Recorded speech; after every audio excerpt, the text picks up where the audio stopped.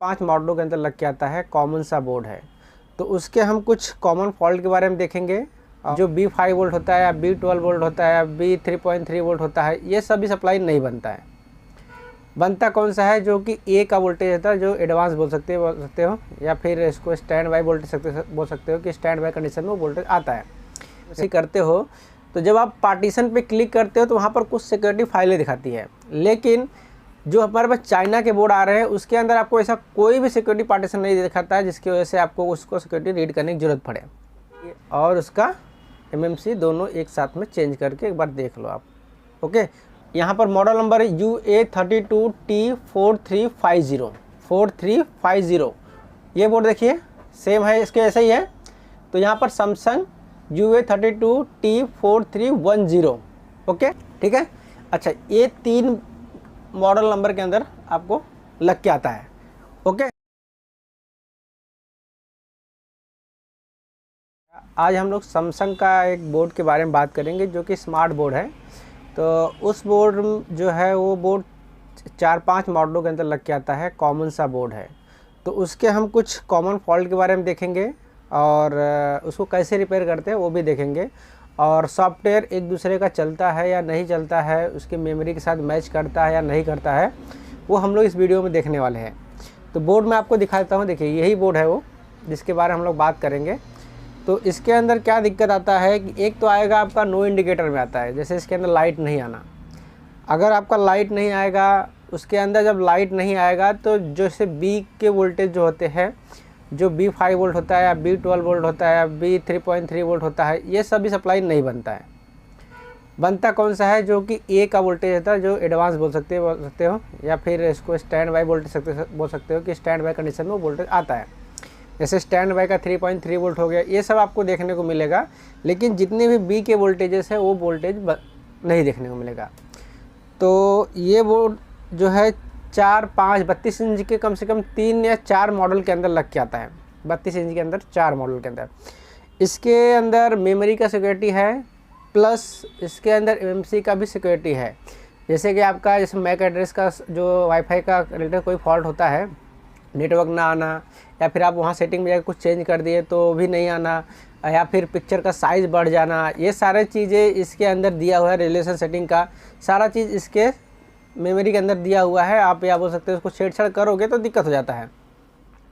तो एक केस क्या हुआ था कि कस्टमर था, तो उसने क्या किया कि एक वीडियो देखा यूट्यूब पे कि उसका पिक्चर उल्टा हो गया था। उल्टा होने के बाद उसने क्या किया, यूट्यूब पे वीडियो देख के उसने सर्विस मोड में जाके खोला और जो ऑप्शन प्रॉपर सेलेक्ट करना चाहिए था वो सेलेक्ट नहीं किया उसने। उस कहीं तो चला गया मॉडल नंबर सेटिंग के अंदर, वो वहाँ से वो उल्टा सीधा करना चाहा। वहाँ से भी होता है उल्टा सीधा, लेकिन वहाँ से आपका कभी भी रेजुलेशन चेंज हो जाएगा।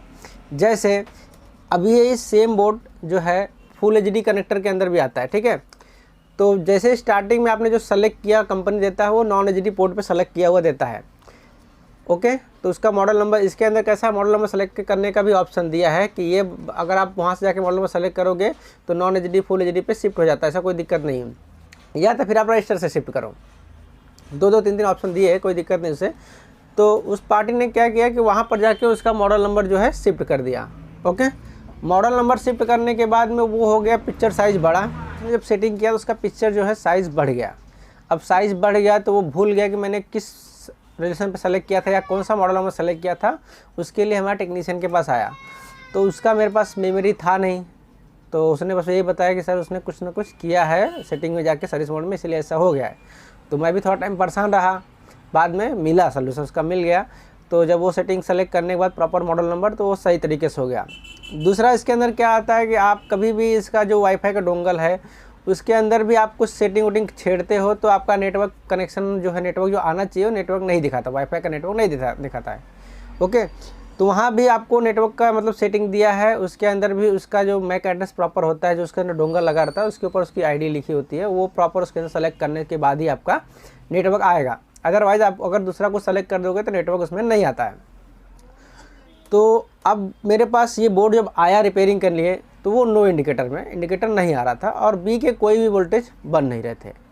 तो मैं आपको भी दिखाऊंगा कि कितने मॉडल के अंदर ये बोर्ड आता है। तो B के कोई भी वोल्टेज उसके अंदर बन नहीं रहे थे। तो उसके अंदर सबसे पहले मैंने मेमोरी उसका वो किया, मेमोरी मैंने उसके अंदर दूसरे, मेरे पास बोर्ड पड़ा था जो कॉपी किया हुआ रखा हुआ था, वो दूसरे मॉडल नंबर था, लेकिन बोर्ड जो है सेम था, वो भी नॉन एचडी, ये भी नॉन एचडी, 32 इंच का साइज जो भी था। तो मैंने उसका जब मेमोरी आईसी डाला इसके अंदर तो इंडिकेटर आया, स्टैंड बाय रिलीज़ भी हुआ, लेकिन वहाँ पर जो पिक्चर है, पिक्चर में ना स्मार्ट लिख के आ रहा था, सिर्फ पैनल का वोल्टेज जा रहा था, स्क्रीन पे मदरबोर्ड टेस्टर पे दिखा रहा था पैनल का वोल्टेज जा रहा था, थोड़ा टाइम रुकता था, फिर से बंद होता था, फिर से पैनल का वोल्टेज आता था, फिर से बंद होता था। अब वहाँ पर दिक्कत क्या है कि अब तो पहले सेट नो इंडिकेटर में था, जैसे ही मैंने मेमोरी डाला तो वो इंडिकेटर में आया, मतलब इंडिकेटर वो चालू हो गया। बात यहाँ पर आई कि जब हम मेमोरी डाले दूसरे मॉडल नंबर का, तो उसके अंदर जो एमएमसी का प्रोग्राम था उसके साथ में मैच नहीं किया। वो जब वो उसके साथ में मैच नहीं किया तो वो क्या करता था, पहले स्टार्टिंग में जाएगा, अपना प्रोग्राम ढूंढता है, अगर वो मिलता है तो आगे कार्यक्रम शुरू करेगा, नहीं तो फिर वहाँ से वो रीस्टार्ट मारता था। तो उसके अंदर ये सिस्टम आ गया कि भाई उसका जो फ्लैश है वो बार बार, मतलब उसका जो सेट है वो बार बार रीस्टार्ट मार रहा है। तो हमको ऐसा लगा कि भाई जब इसका मैंने मेमोरी दूसरे मॉडल नंबर डाला है तो हो सकता है मैंने फ्लैश भी मुझे दूसरे मॉडल नंबर का डालना पड़ेगा, या फिर उसी मॉडल का जिसका मैंने मेमोरी डाला है। तो हमने क्या किया कि उसका जो मॉडल नंबर था, उसी पहले जो था वो तो मैंने उसको हटा दिया, क्योंकि मेरे पास उसका मेमोरी था नहीं। जो मेरे पास सेम बोर्ड का रीड किया हुआ रखा था उसका था मेरे पास, उसका डाला तो वो रीस्टार्ट मारने लगा। फिर उससे ही रिलेटेड उसके अंदर एमएमसी का प्रोग्राम किया तो वो सेट प्रॉपर चालू होगा, और चालू होकर पिक्चर आया। बाद में नेटवर्क का देखा तो नेटवर्क भी एकदम सही सलामत आ रहा था, उसमें कोई भी चेंजेस नहीं था। जब हम एमएमसी को, बहुत सारे आप मॉडलों के एमएमसी देखोगे, अगर आप जब एमएमसी करते हो तो जब आप पार्टीशन पे क्लिक करते हो तो वहाँ पर कुछ सिक्योरिटी फाइलें दिखाती है, लेकिन जो हमारे पास चाइना के बोर्ड आ रहे हैं उसके अंदर आपको ऐसा कोई भी सिक्योरिटी पार्टीशन नहीं दिखाता है जिसकी वजह से आपको उसको सिक्योरिटी रीड करने की ज़रूरत पड़े। इसके अंदर सैमसंग के जब मेमोरी आप रीड करोगे या फिर एमएमसी रीड करोगे तो उसके अंदर आपको कुछ सिक्योरिटी फाइल दिखाएगा। तो ऐसा नहीं, सिक्योरिटी फाइल कॉपी करके रख लो, आप पूरा का पूरा प्रोग्राम करके कॉपी करके रख लो। जब भी आपके पास आए बोर्ड तो उसका मेमोरी और प्लस उसका सॉफ्टवेयर आपको दोनों डालना पड़ेगा। नहीं डालोगे तो दिक्कत क्या आएगा, उसका वाईफाई का दिक्कत आएगा, या फिर पिक्चर ऊपर नहीं, मतलब ज़्यादा बड़ा दिखेगा, छोटा दिखेगा, ये सब दिक्कत आएगा। तो आप जब भी सैमसंग के अंदर प्रोग्राम करने जाओ तो उसका मेमोरी और उसका एमएमसी दोनों एक साथ में चेंज करके एक बार देख लो आप।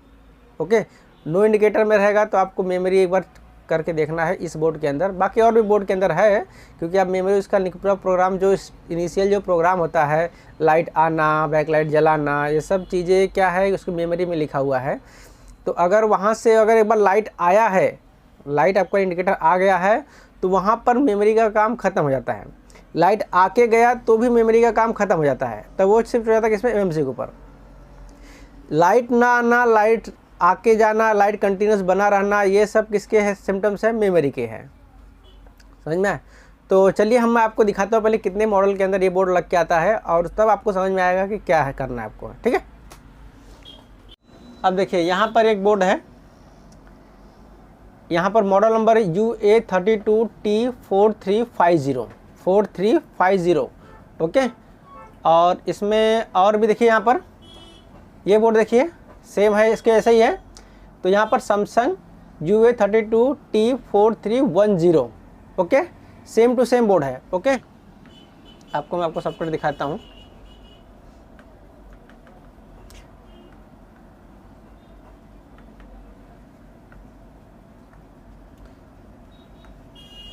ये सब एमएमसी फाइल है और टेस्टेड सब ओके है। एक बार में भी आप डालोगे तो फटाक से आपका सेट रेडी हो जाएगा। देखिए अब जो मेरे पास सॉफ्टवेयर पड़ा है वो 4350 और 4350 का सॉफ्टवेयर है, और यहाँ पर 32T4310 का भी सॉफ्टवेयर है। ठीक है, लेकिन इसके अंदर जो है मेरे पास मेमोरी नहीं, इसका मेमोरी नहीं है मेरे पास।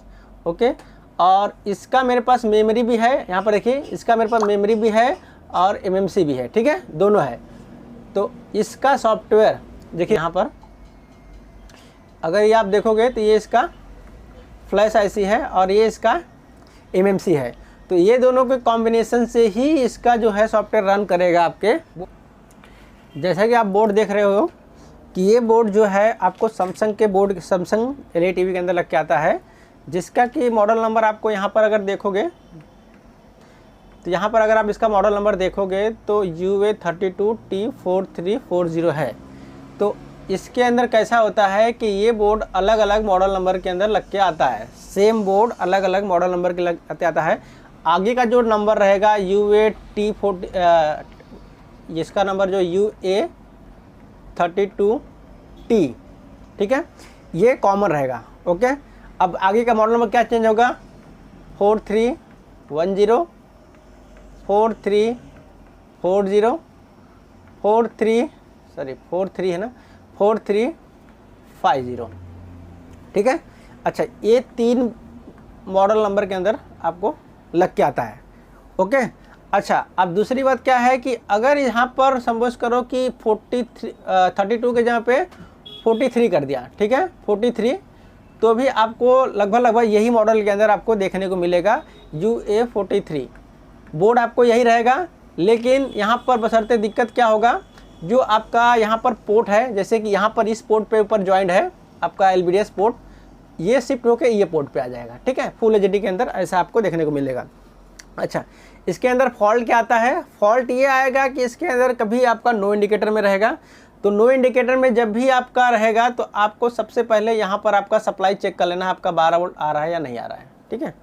अगर एक बार आपने सप्लाई चेक कर लिया 12 वोल्ट आ रहा है या नहीं आ रहा है, अगर ये बात आपको कंफर्म हो जाएगा तो उसके बाद में आपको सबसे पहले उसके बाद आपको चेक करना है कि यहाँ पर आपका उसके बाद 3.3 वोल्ट बन रहा है कि नहीं बन रहा है।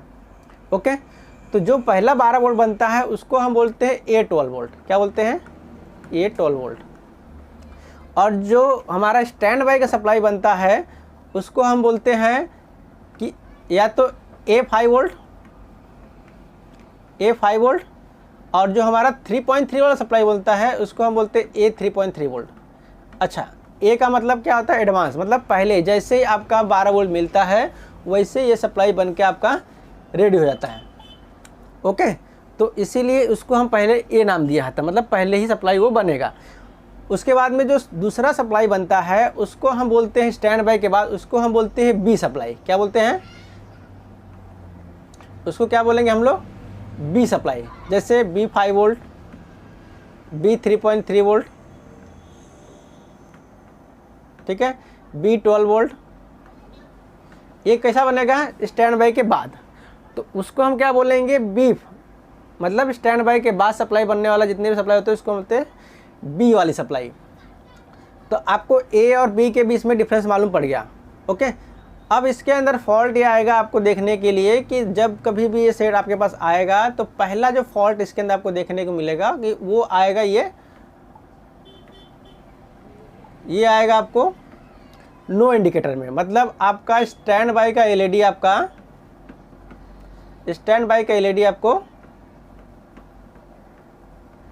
आपको देखने को नहीं मिलेगा। नो स्टैंड बाई का लाइट, मतलब स्टैंड बाई की एलईडी आपको देखने को नहीं मिलेगा। दूसरा जो फॉल्ट आएगा तो इसके अंदर स्टैंड बाई का लाइट आएगा, लेकिन वो फिर से चला जाएगा। जैसे ही आपका चालू हुआ सेट, आपको लाइट आया एक बार और फिर वो चला गया। ये हो गया दूसरा कंडीशन। तीसरा कंडीशन ये होता है कि इसका लाइट आया, फिर से वो गया, फिर थोड़े टाइम बाद फिर से आएगा और वो फिर से जाएगा, ऐसा फॉल्ट आएगा। ठीक है, तो वैसे कंडीशन के अंदर आपका जो भी आपको मैं 3 कंडीशन बताया उसके अंदर आपको पैनल का वोल्टेज नहीं बनेगा। यहाँ पर जो 12 वोल्ट आपको देखने को मिलता है, यहाँ पर आपका 12 वोल्ट वो जो देखने को मिलता है वो 12 वोल्ट आपको देखने को नहीं मिलेगा। ओके।